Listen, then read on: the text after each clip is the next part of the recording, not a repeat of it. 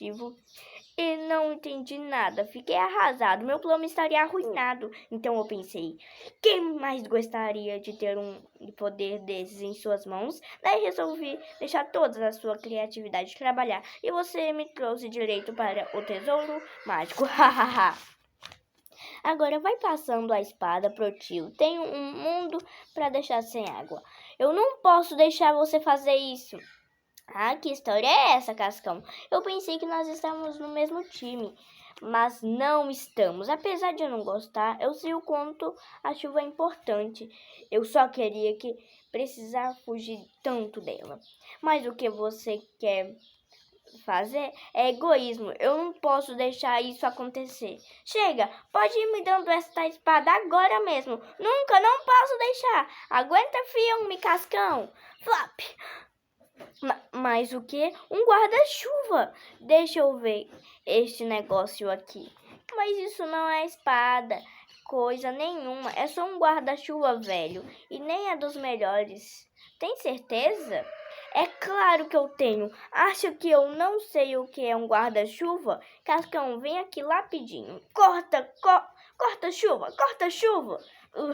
O que foi? Encontrei esse bilhete atrás da pedra da espada. Parabenizo você, bravo, o herói que encontrou o meu objeto mais precioso. Ele me foi muito útil para combater meus medos, mas chegou a hora de enfrentá-lo sozinho. Deixo essa espada em suas mãos. Espero que seja útil para você, assim como foi para mim. Assinado G. Espada, isto é uma piada. Você não entendeu mesmo, né? Entendi o quê? Não existe espada alguma, Capitão Feio. Assim como o mapa enigmático, a espada também era fruto da imaginação do garoto. Cortar a chuva foi a forma que ele encontrou para se referir ao guarda-chuva. Não é possível! Que bata a aventura! Será que algum dia eu vou descobrir quem foi o garoto da história? Cascão, olha só quem veio visitar a gente. Tio Gerson! Fala, Cascãozinho. Eu estava esperando por você. Eu estava no meio de uma aventura. E tem a ver com esse livro? Sim, ele conta a história de um garoto que encontra uma espada mágica capaz de acabar com a chuva. Eu não estou acreditando.